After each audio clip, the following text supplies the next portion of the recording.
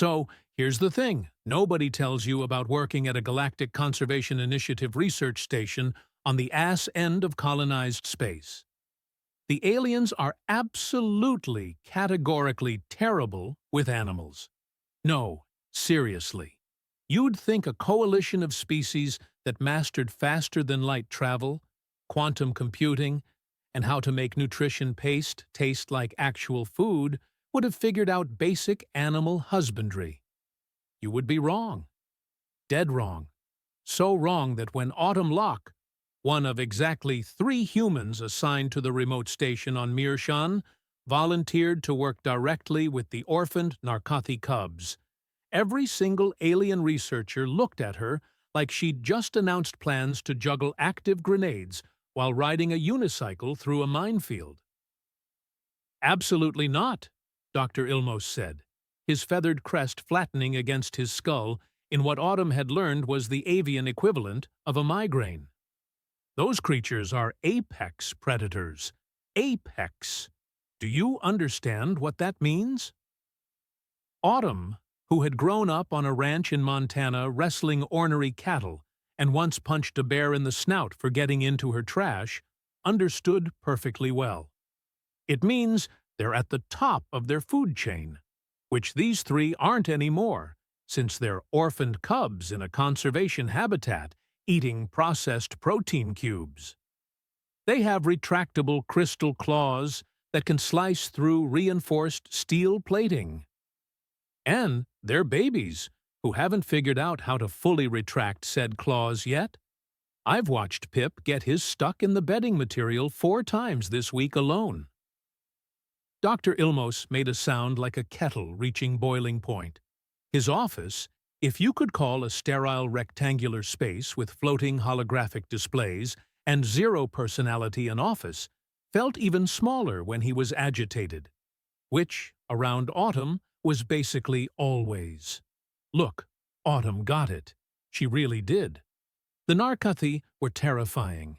6-limbed, covered in obsidian scales that could deflect energy weapons, with faces that looked like someone had mixed a panther, a dragon, and humanity's collective nightmares into one gorgeous, deadly package. Adult Narcothi stood 3 meters tall at the shoulder, weighed close to 800 kilograms, and were so violently territorial that 2 adults in the same square kilometer usually meant 1 dead Narcothi within the hour. They were also critically endangered, with fewer than 2,000 individuals left across their entire native range. Hence, the conservation station. Hence the rehabilitation program. Hence the 3 confused, scared cubs who'd been brought in after their mother was killed by poachers. Hence Autumn's complete lack of patience with alien researchers who observed the cubs exclusively through reinforced barriers while clutching stun weapons like security blankets. "They're not responding to any of our enrichment protocols," Autumn pressed. "They won't eat properly. They won't engage with the environmental stimuli. Pip's been stress-shedding scales for 5 days straight, and Rumble hasn't made a single vocalization since intake. These cubs are shutting down, and you know what that means for their survival rates." Dr. Ilmos knew. Oh, he knew. His feathers ruffled in distress, creating a soft, rustling sound that filled the office. As the station's lead xenobiologist and Autumn's direct supervisor, he carried the weight of this program's success or failure.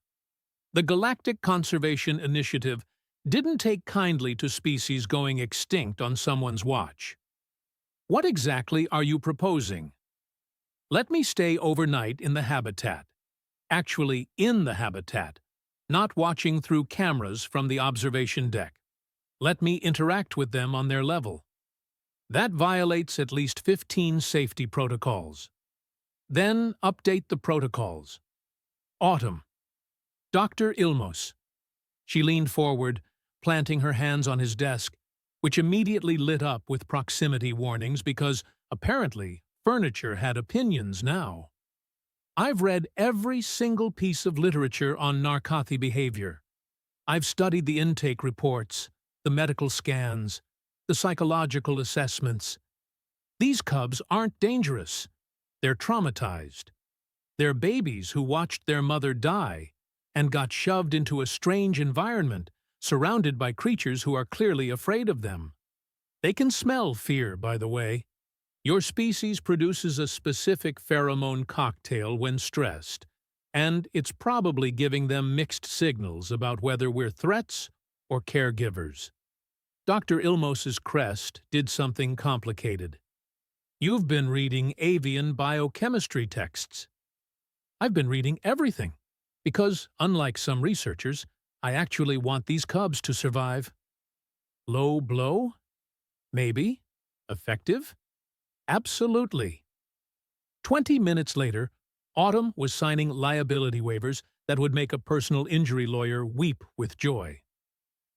Another 30 minutes after that, she was standing at the entrance to Habitat 3 with a backpack full of overnight supplies, a tranquilizer gun she had zero intention of using, and a growing suspicion that she'd maybe been a bit overconfident. The habitat itself was impressive. She had to give the GCI that much. Roughly the size of a football field, with artificial terrain that mimicked the cub's native environment.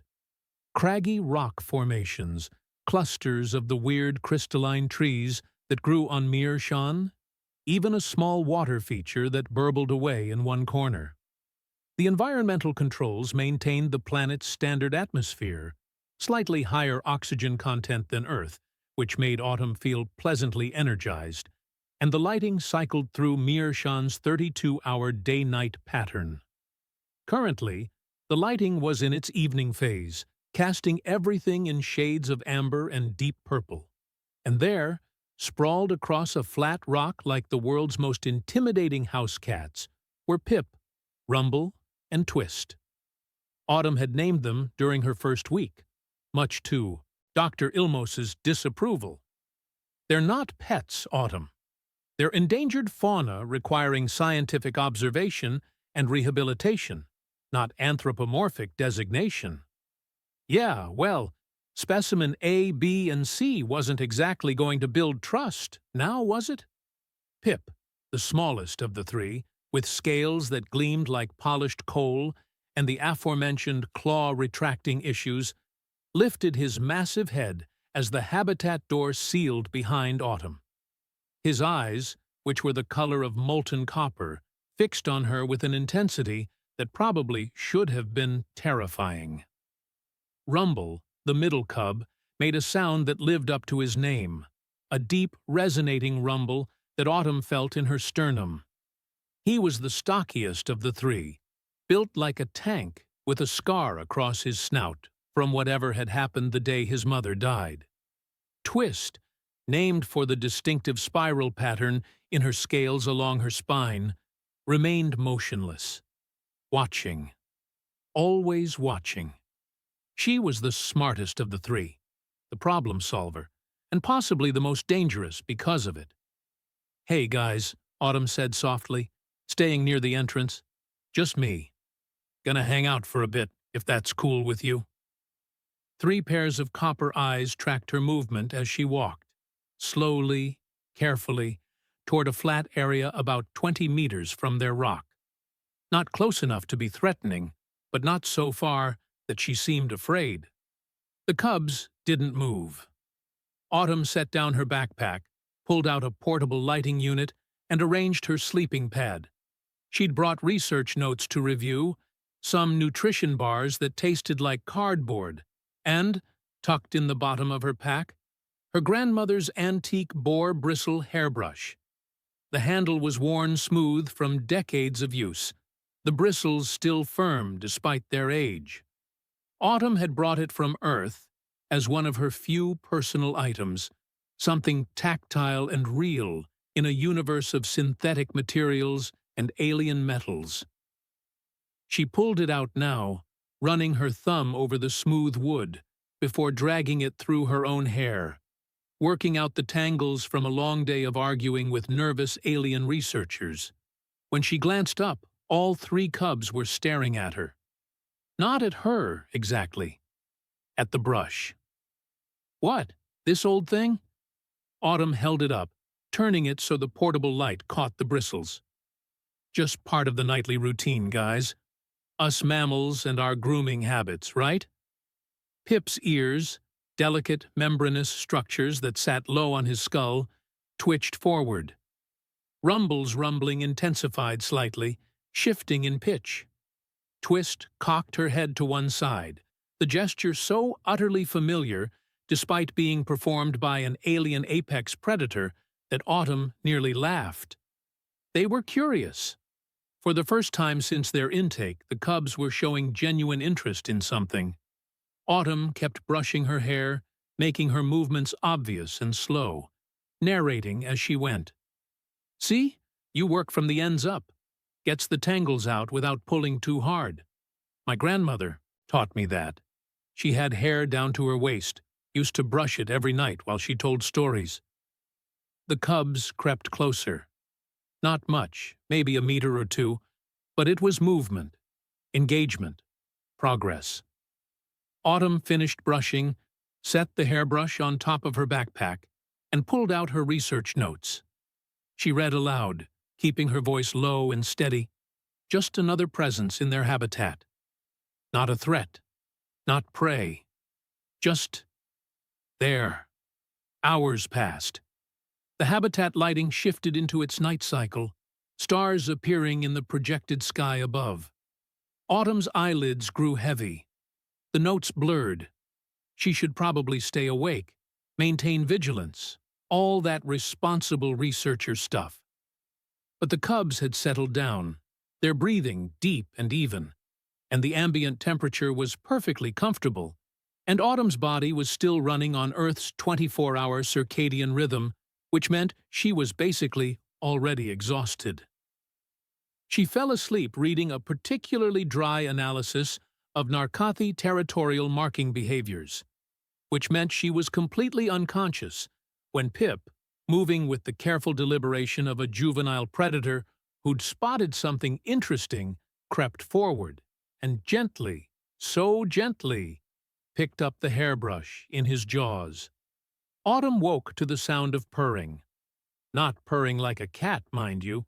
Purring like someone had strapped a subwoofer to a diesel engine and told it to express contentment. The entire habitat was vibrating. Pebbles dancing across rock surfaces, the water feature developing ripples that spread in concentric circles, Autumn's teeth rattling in her skull. She opened her eyes and immediately forgot how to breathe. Pip was grooming Rumble with her hairbrush. The smallest cub had the brush gripped carefully in his jaws, angled so the bristles dragged across Rumble's scales in long, deliberate strokes. Rumble, the source of the apocalyptic purring, had rolled onto his side like a puppy getting belly rubs, his massive paws kneading the air in what could only be described as absolute bliss. Twist sat 3 meters away, her copper eyes fixed on Pip's technique, with the critical assessment of a master craftsman watching an apprentice. "What?" Autumn said very quietly. In the actual, Pip's ears swiveled toward her. He paused mid-brush, the bristles still buried in Rumble's obsidian scales, and made a chirping sound.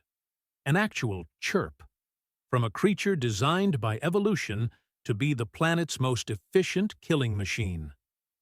Then he went back to brushing. Autumn's backpack had been thoroughly ransacked. Her nutrition bars were scattered across the habitat floor, the wrappers shredded, but the bars themselves, bless their cardboard-adjacent taste, untouched. Her research notes had been batted around like the galaxy's most boring toys. The portable lighting unit was somehow on top of a rock formation 6 meters high. But the hairbrush, oh, the hairbrush had been claimed.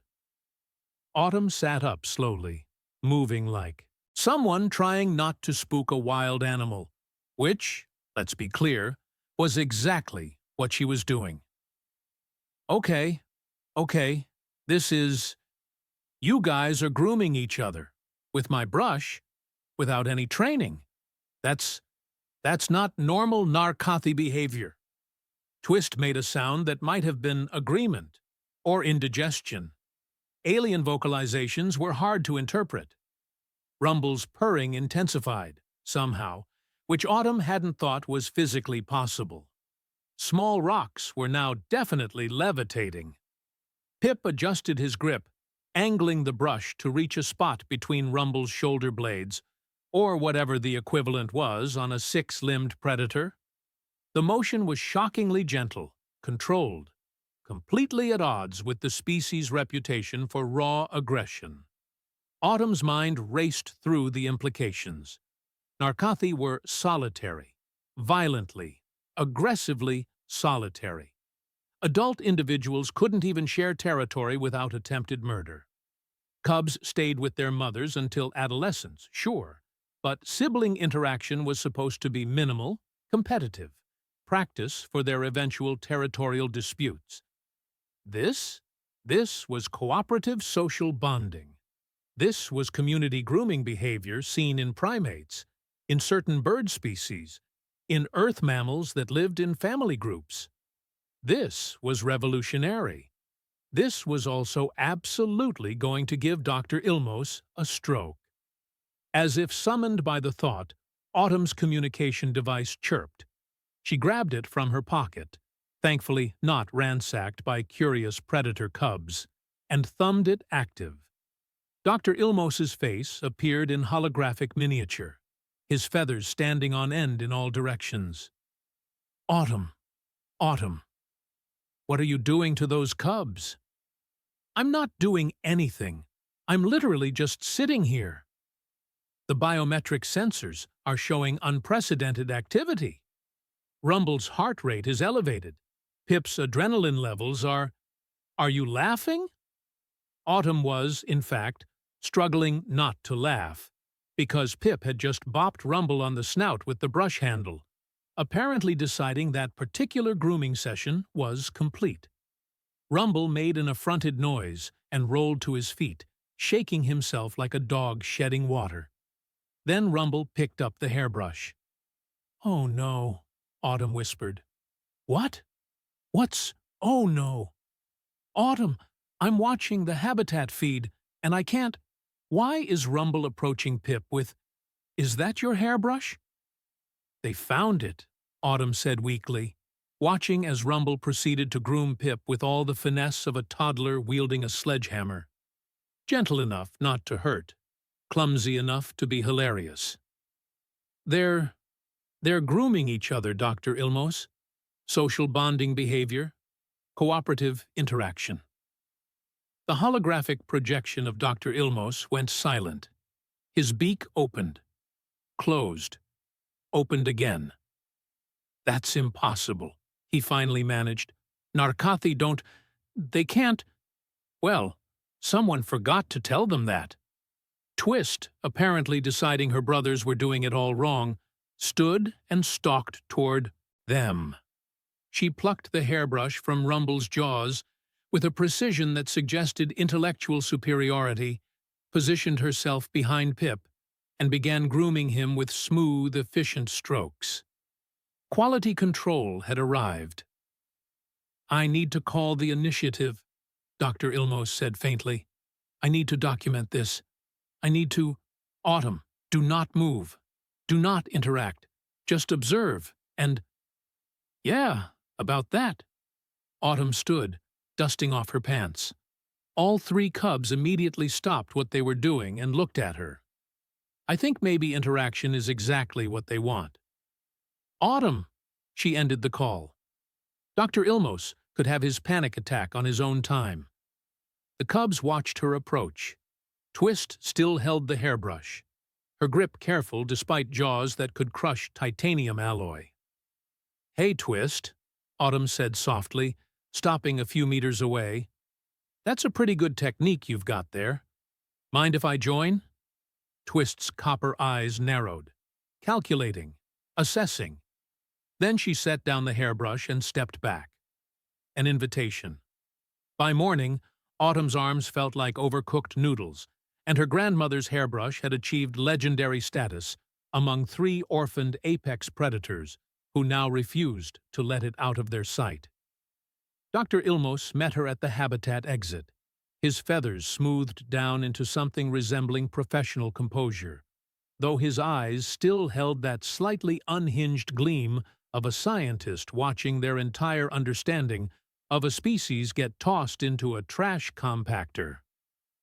"The initiative wants a full report," he said, falling into step beside her as they walked toward the research wing. "They also want to know if you've lost your mind." "Probably," Autumn admitted, rolling her shoulders and wincing at the protest from muscles she didn't know existed. "But it worked. The cubs are engaging. They're bonding. They're eating again. Did you see Pip demolish those protein cubes this morning?"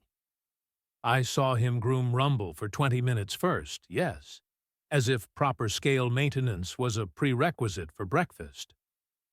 They passed a cluster of researchers who immediately stopped talking and stared. Autumn had apparently achieved celebrity status overnight. Or maybe infamy, hard to tell which. "I want to expand the program," Autumn said, keeping her voice low. "If grooming tools facilitate social bonding in these cubs, we should introduce them to other narcothi in the rehabilitation program. Test whether this behavior can be replicated." Dr. Ilmos's crest twitched. "You want to give hairbrushes to apex predators. I want to give grooming tools to traumatized cubs who are developing healthy social behaviors for the first time in their species' recorded history. Yes."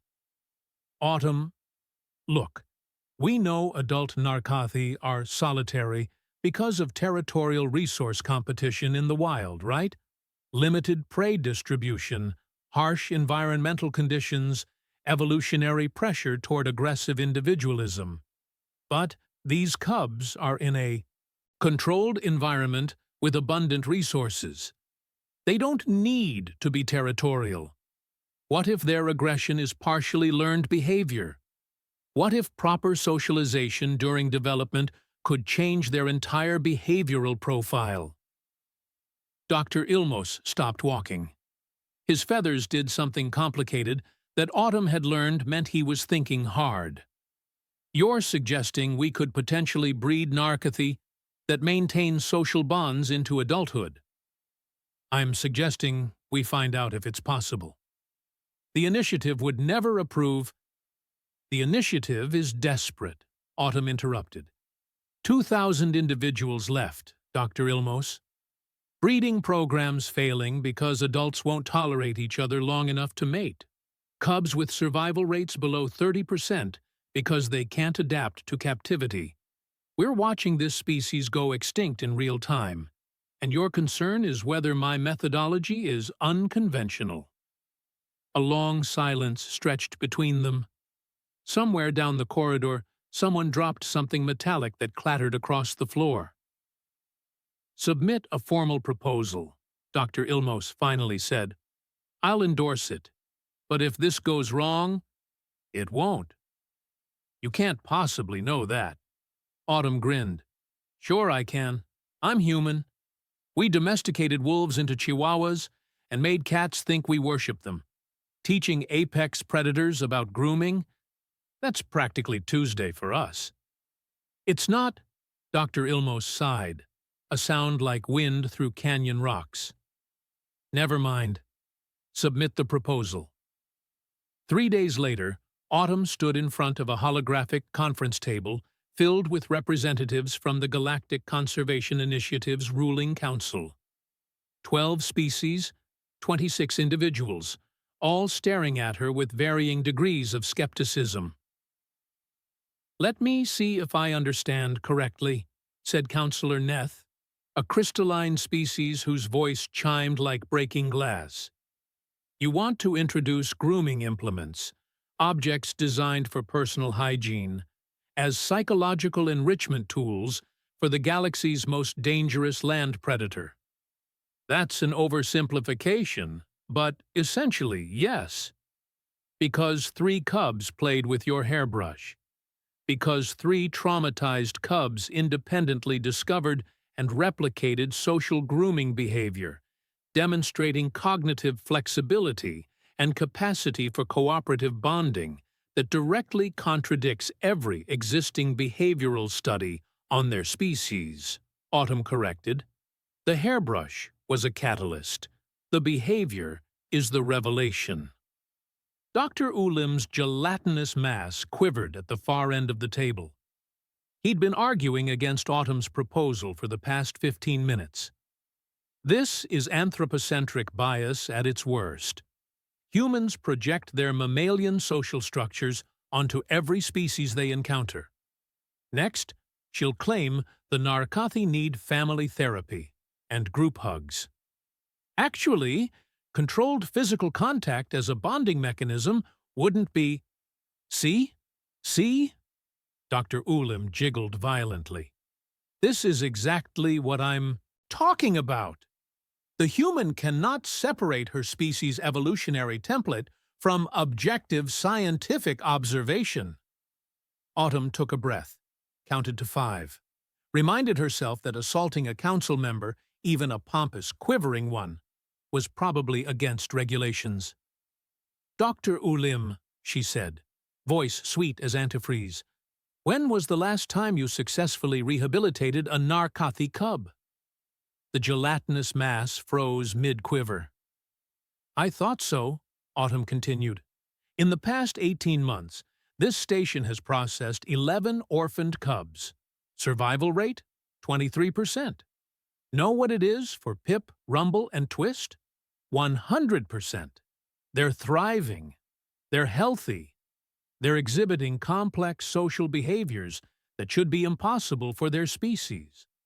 So unless you have data suggesting that grooming tools will somehow harm them, I'd appreciate it if you'd stop wasting the council's time with your bruised ego. Dead silence. Then Councillor Neth made a sound like wind chimes, laughing.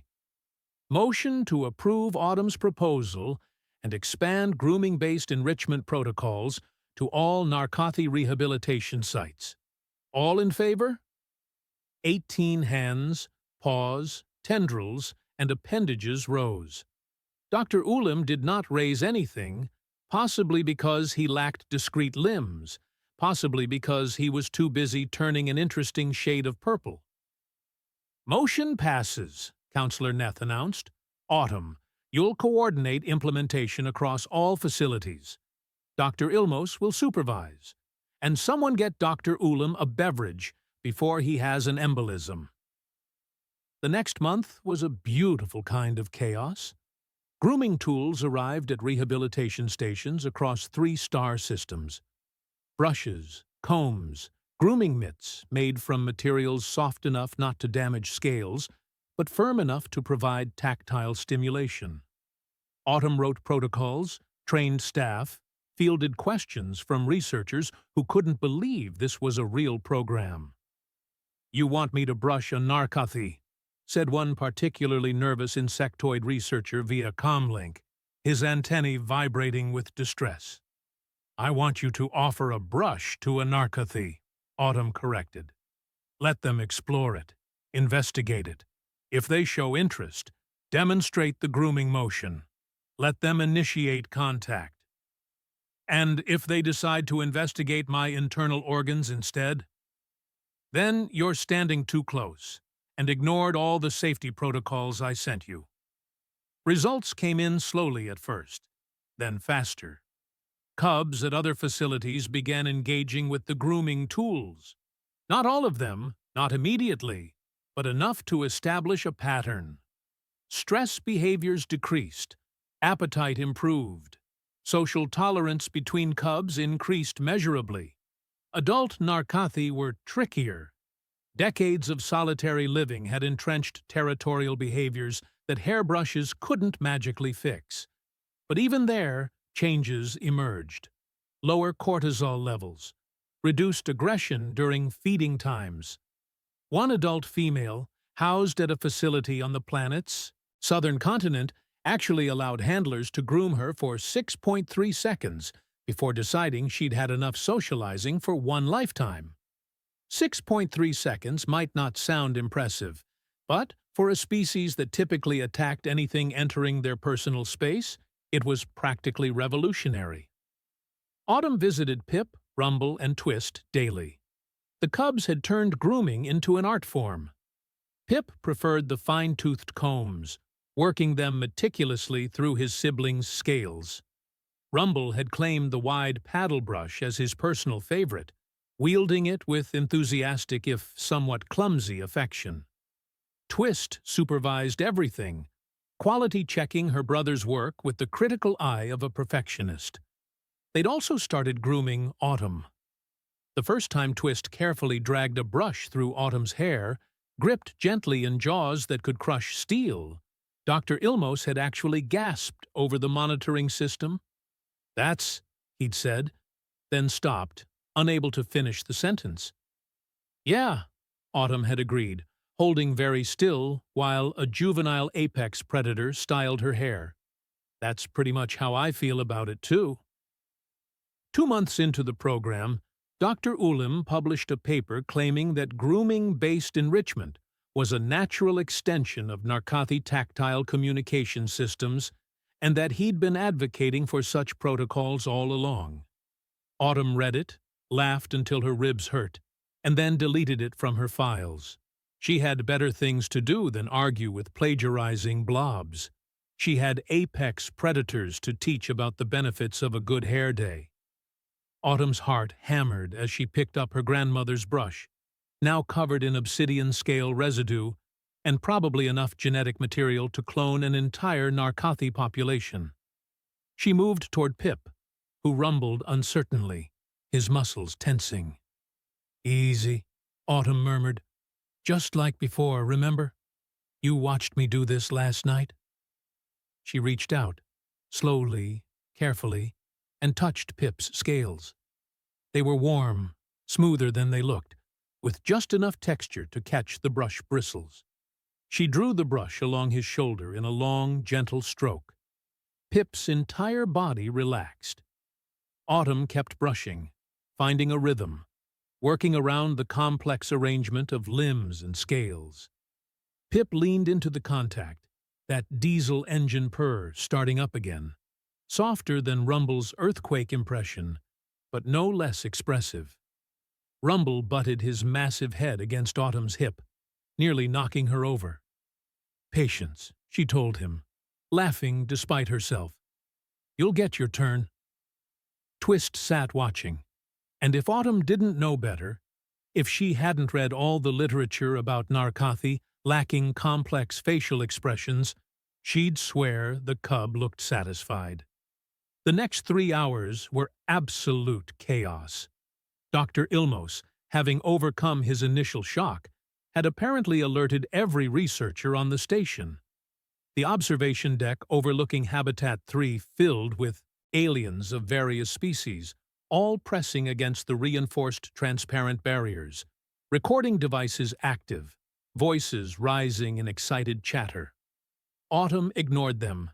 She was too busy being a combination hairstylist, animal behaviorist, and playground supervisor. The cubs had decided grooming was the best thing ever invented. They took turns with the hairbrush, passing it between themselves with a coordination that shouldn't have been possible for creatures their age.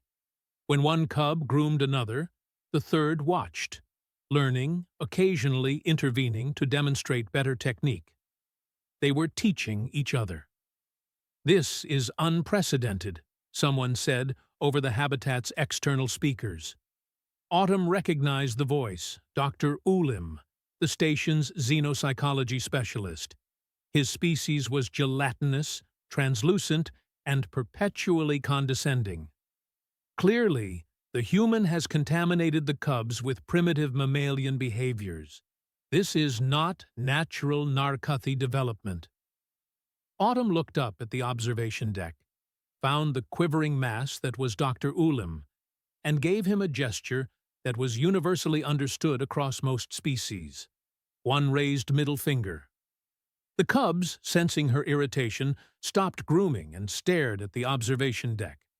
3 apex predators, even juvenile ones, focusing their attention on something, had a remarkable effect. The observation deck cleared in approximately 8 seconds. Yeah, Autumn muttered, returning to brushing Twist's scales. That's what I thought. Rumble picked up the hairbrush in his jaws and, with great ceremony, bopped Autumn gently on the head with it. Message received. Less talking, more grooming. The universe's most dangerous barbershop was officially open for business. 6 months. That's how long it took for the galaxy to collectively accept that humanity's contribution to Narcothi conservation was, essentially, teaching murder machines about personal grooming. 6 months of data collection, behavioral analysis, peer review, and countless researchers grudgingly admitting that maybe, just maybe, the weird human lady with the hairbrush had been onto something. Autumn stood outside Habitat 3 on release day, watching as the transport team made final preparations. Pip, Rumble, and Twist were being relocated to a protected reserve on Meerschaum's equatorial continent. 12,000 square kilometers of pristine wilderness, monitored but not managed, wild but not dangerous to the dwindling Narcothi population. It was, by all metrics, a success story. So why did Autumn feel like someone had scooped out her internal organs with a spoon? "They're ready for this," Dr. Ilmos said quietly, standing beside her. His feathers were perfectly arranged today, professional and composed, but Autumn had worked with him long enough to recognize the slight droop in his crest. He was going to miss them, too. "I know they are. The reserve has abundant prey populations, water sources, territorial markers established to prevent adult encroachment. They'll thrive there." "I know. You did this, Autumn. You saved them. All 3 of them would have been statistics without your intervention." Autumn swallowed past the lump in her throat. "Yeah, well, someone had to teach them about proper hair care." Dr. Ilmos made a sound that might have been a laugh, might have been a sob. Avian vocalizations were tricky like that. The habitat door opened, and the cubs emerged. Except they weren't really cubs anymore, were they? 6 months of proper nutrition, environmental enrichment, and social bonding had transformed them into adolescents, all lean muscle and gleaming scales. Pip had finally figured out the claw retraction thing, though he still occasionally got stuck when distracted. Rumble had grown into his stocky frame, moving with a confidence he'd lacked when he'd first arrived. Twist was absolutely going to be a terrifying adult, all calculated intelligence and predatory grace. They saw Autumn and immediately bounded over, their weight making the deck plating vibrate. Rumble nearly knocked her flat with an enthusiastic headbutt. Pip chirped, still made that ridiculous chirping sound, despite being large enough to take down prey twice his size. Twist maintained her dignity, but allowed Autumn to scratch behind her ear membranes, the spot that always made her back leg twitch. "Hey, guys," Autumn said, voice embarrassingly thick. "Big day, huh? You ready to go be wild apex predators?" Pip looked at her with those molten copper eyes and made a questioning rumble. "Yeah, I'm gonna miss you too, buddy." The transport team, keeping a respectful distance because even well-socialized Narcothi were still Narcothi, waited with reinforced carriers. The cubs would be sedated for transport, standard procedure, nothing cruel or harmful. Just a few hours of unconsciousness, then they'd wake up in paradise. Autumn reached into her jacket pocket and pulled out her grandmother's hairbrush. It had survived 6 months of apex predator grooming sessions, which honestly said something about early 20th century craftsmanship. The handle was more worn now, the bristles slightly bent, the whole thing covered in scratches and dents and memories. "I want you guys to keep this," she said, holding it out. Reminder that even the scariest predators in the galaxy deserve to look their best. Twist took the brush in her jaws, her grip impossibly gentle. She looked at Autumn for a long moment, then carefully set the brush down and proceeded to groom Autumn's hair one last time. Pip and Rumble joined in, using their claws with a delicacy that would have shocked anyone who didn't know them. 3 adolescent narcothi, working together to style one human's hair, while a dozen researchers watched through cameras, and Dr. Ilmos made a sound suspiciously like sniffling. "Okay," Autumn whispered when they finished. "Okay, you're gonna make me cry. And that's not fair because I have a reputation to maintain." Too late. The tears were already falling. The sedation process was quick and professional. Within minutes, all 3 cubs were unconscious and loaded into their carriers. The transport shuttle lifted off, engines humming, carrying Pip, Rumble, and Twist toward their new life. Autumn watched until the shuttle disappeared into Meerschaum's purple-tinged sky. "Come on," Dr. Ilmos said gently. "Let's get some terrible station coffee and pretend we're not emotional wrecks." "I'm not." "Autumn, your face is wet. Shut up."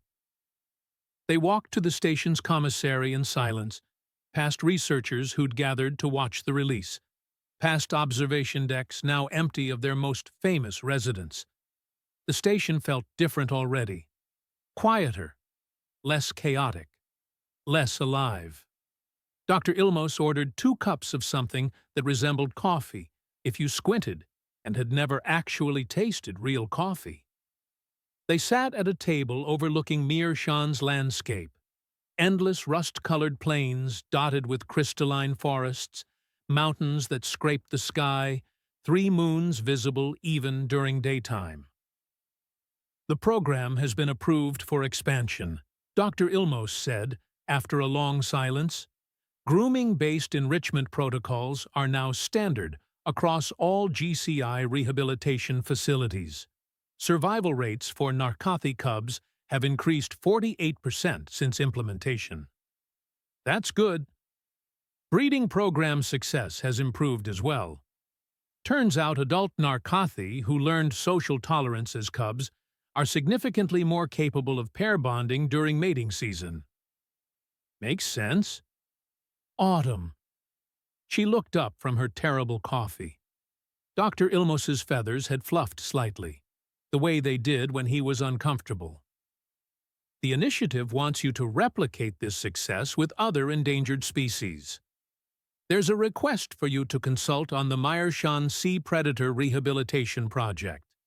Apparently, the territorial cetacean analogs are having similar socialization issues. Let me guess, they want me to teach them about group hugs. The official terminology is cooperative tactile bonding exercises, but yes, essentially." Autumn laughed, surprising herself. Dr. Ulim is going to lose his gelatinous mind. Dr. Ulim has already submitted 3 formal complaints and a resignation threat. The council ignored all of them. Good. They sat in comfortable silence, drinking terrible coffee, watching Meerschaum's sky shift through its color gradients as the local star moved across the horizon. Somewhere out there, 3 narcothi cubs, adolescents, really, practically adults, were beginning their new lives. Learning to hunt, establishing territories. Maybe, if Autumn's theories were correct, maintaining their social bonds instead of splitting apart like traditional narcothi behavior predicted. Time would tell. "For what it's worth," Dr. Ilmos said eventually, "I was wrong about you. When you first arrived, I thought you were reckless, impulsive, too emotional for proper scientific work. And now I think you're reckless, impulsive, and too emotional for proper scientific work, but I also think those qualities make you an excellent xenobiologist. The cubs needed someone who saw them as individuals, not specimens. Someone willing to trust instinct over protocol. Someone crazy enough to let apex predators play with her hairbrush." "That too," Autumn's communicator chirped. She checked the display and felt her eyebrows climb toward her hairline. "You've got to be kidding me." "What?" "Field report from the reserve. The cubs have been awake for 36 minutes.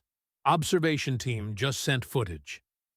She pulled up the video feed, expanding it so Dr. Ilmos could see. The footage showed a rocky outcropping near a water source, late afternoon light casting long shadows. 3 Narcothi adolescents lounged in the sun, looking for all the world like they'd been born wild. And there, carefully placed in a shallow depression in the rock, protected from wind and weather, was one antique boar bristle hairbrush. As they watched, Pip stood, stretched, and picked up the brush. He carried it to Rumble and began grooming his brother's scales with the same careful attention he'd demonstrated in the habitat. Twist supervised, naturally. "They took it with them," Autumn whispered. "They actually—" "Of course they did," Dr. Ilmos said, and his voice held something that might have been wonder. "You taught them that grooming isn't just hygiene. It's connection, family, safety. I taught 3 apex predators to run a barbershop in the wilderness. You taught 3 traumatized cubs that they could trust again, that they weren't alone." Dr. Ilmos stood, smoothing his feathers with one wing. "I'd say that's rather more significant than hair care." He left Autumn sitting alone with her terrible coffee and her racing thoughts and the video feed showing 3 Narcothi adolescents grooming each other in the wild, passing a hairbrush between them like it was the most natural thing in the galaxy. 3 months later, Autumn received another field report. The cubs, okay, fine, they were basically adults now, had encountered a group of younger Narcothi in their territory. Orphans, most likely, survivors from a poaching incident in an adjacent region. Standard Narcothi behavior would have been immediate aggression, territory defense, violence. Instead, Pip, Rumble, and Twist had done something unprecedented. They'd groomed the newcomers. The footage showed it clearly. 3 adult Narcothi working together to calm and integrate 4 terrified juveniles into their social group. Using tactile contact, gentle vocalizations, and, somehow, impossibly, actual grooming behaviors to establish trust and acceptance. They were teaching other Narcothi what they'd learned, passing it on, creating a new behavioral template that spread from individual to individual, group to group. Cultural transmission, social learning, the foundations of civilization, happening in real time among a species that supposedly lacked the cognitive framework for complex society. "You know what's funny?" Autumn said to Dr. Ilmos when she showed him the footage. They were in his office again, same sterile rectangular space, except now it had photographs on the walls, Pip, Rumble, and Twist at various stages of development, physical proof of the impossible made real. "What's that?" "I came here thinking I'd save an endangered species through proper scientific methodology, behavioral protocols, environmental enrichment, data-driven intervention. And instead I gave them a hairbrush and let them figure it out themselves." Dr. Ilmos's crest rippled with what Autumn had learned was avian amusement. The best science often involves knowing when to step back and let your subjects teach you something. That's surprisingly philosophical for someone who had a panic attack when I first suggested sleeping in the habitat. Yes, well, you have a tendency to make people reconsider their fundamental assumptions about reality. It's deeply uncomfortable. My apologies. Don't apologize. Just perhaps warn me next time you decide to revolutionize xenobiology with personal grooming supplies? Autumn grinned. Where's the fun in that? 6 months after that, the Galactic Conservation Initiative published a comprehensive study on social learning in previously asocial species. Autumn's name was listed first among the researchers, followed by Dr. Ilmos and approximately 30 other contributors. Dr. Ulim's name appeared nowhere in the document. The Narcothi population began its slow climb back from the edge of extinction. Not quickly. Conservation never worked quickly, but steadily, measurably, hopefully. And somewhere on Mirshan's equatorial continent, in a protected reserve covering 12,000 square kilometers, 3 adult Narcothi maintained a social bond that shouldn't have existed. They hunted together, shared territory, raised orphaned cubs together. And sometimes, in the evening light, they passed an antique hairbrush between them and groomed each other's scales, teaching the galaxy's most dangerous predators that maybe, sometimes, looking good for your family was more important than looking dangerous to your enemies. Autumn kept a photograph on her desk. 3 juvenile Narcothi, tangled together in a grooming pile, her grandmother's hairbrush visible in the frame. Underneath, she'd written a caption in permanent marker. The predator cubs found her hairbrush. They groomed each other like a barbershop with no training. Seemed as good a summary as any for humanity's latest contribution to galactic civilization. Teaching apex predators about the importance of proper hair care, one brush stroke at a time. 18 months after the release, Autumn received a comm transmission marked urgent from the Equatorial Reserve's observation team. She opened it expecting another progress report, maybe some statistical analysis of hunting success rates or territorial expansion patterns. What she got instead was a 5-minute video that made her laugh so hard she fell out of her chair. The footage showed a gathering, and that was the only word for it really, of Narcothi near a central watering hole. Not 3, not 4, 26 adult Narcothi, a species famous for violent solitary territorialism, congregated in the same geographic location without a single aggressive interaction. And they were grooming each other. Some used tools they'd clearly scavenged or fashioned themselves, rough stones, bundled grasses, pieces of shed bark. Others used their claws with practiced delicacy. A few were passing around what looked suspiciously like Autumn's original hairbrush, though it was so worn now it barely resembled its former self.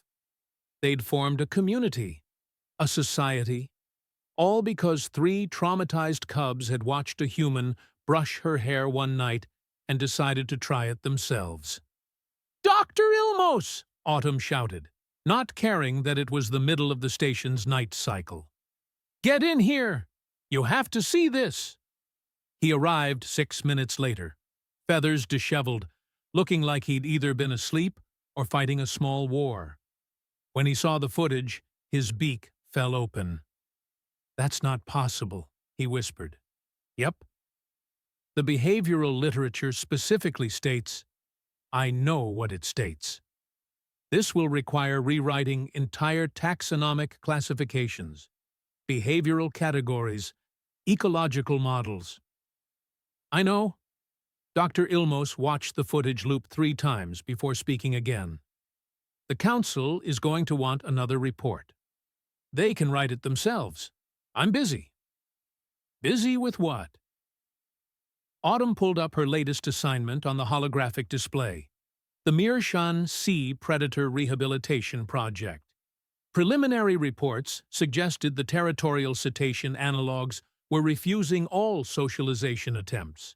She was already composing a supply requisition for waterproof grooming brushes. "You know what humanity's real superpower is?" Autumn asked, not looking away from her work. "It's not technology or adaptability, or any of that standard stuff. It's recognizing that sometimes the solution to complex problems is absurdly simple. Sometimes scared, lonely creatures just need someone to show them it's okay to care about each other." even if you have to teach them with a hairbrush. Dr. Ilmos's feathers smoothed into something approaching contentment. The galaxy is fortunate to have humans, then. The galaxy has no idea what it's gotten itself into, Autumn corrected, grinning. In the video, 26 Narcothi groomed each other in the fading light, building something new from the ruins of extinction, one hairbrush at a time.